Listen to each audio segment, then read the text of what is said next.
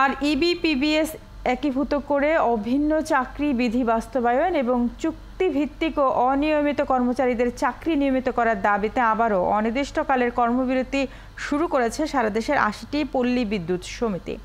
সোমবার নীলফামারী পল্লী বিদ্যুৎ সমিতির কার্যালয়ের কর্মকর্তা কর্মচারীরা হাজিরা খাতায় স্বাক্ষর করে প্রধান ফটকের সামনে অবস্থান নিয়ে কর্মবিরতি শুরু করে।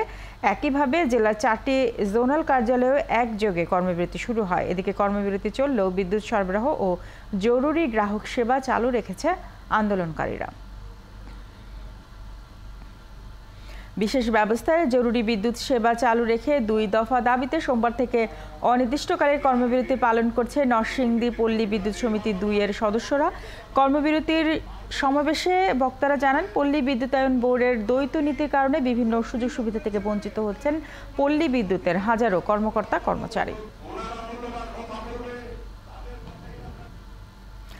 একই প্রতিষ্ঠানে চাকরি করলেও পদ পদবি বেতন ভাতা বোনাস সহ পদোন্নতির ক্ষেত্রে চরম বৈষম্যের শিকার হচ্ছেন জানিয়ে বৃষ্টি উপেক্ষা করে ঝালকাঠি পল্লী বিদ্যুৎ সমিতির কর্মকর্তা কর্মচারীরা কর্মবিরতি পালন করেছে। সোমবার পল্লী বিদ্যুৎ সমিতির কার্যালয়ের সামনে কর্মবিরতি কর্মসূচির প্রথম দিনে অংশ নেন ২ শতাধিক কর্মকর্তা কর্মচারী।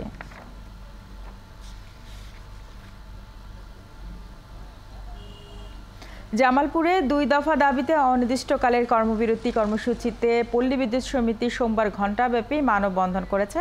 এতে দাবি বাস্তবায়ন না হওয়া পর্যন্ত কর্মবিরতি চলবে বলে হুঁশিয়ারি দেন বক্তারা।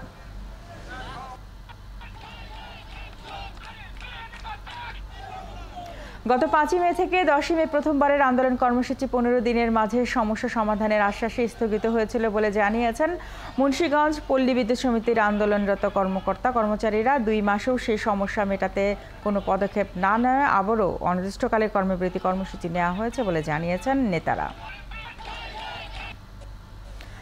ব্রাহ্মণবাড়িয়ায় পল্লী বিদ্যুৎ সমিতির কর্মকর্তা কর্মচারীদের অনির্দিষ্টকালের কর্মবিরতির প্রথম দিনে সোমবার পল্লী বিদ্যুৎ সমিতির ঘাটুরা কার্যালয়ের প্রতিবাদ সভা হয়েছে। দাবি আদায় না হওয়া পর্যন্ত তাদের কর্মসূচি অব্যাহত থাকবে বলে সভায় জানানো হয়।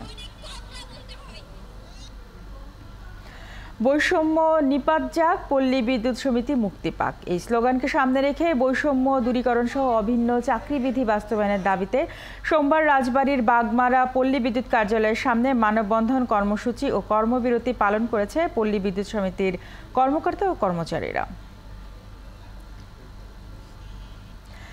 নারায়ণগঞ্জের সোনারগাঁয়ে পল্লী বিদ্যুৎ সমিতি ১ এর সদর দপ্তরের সামনে এই কর্মবিরতি পালন করেন।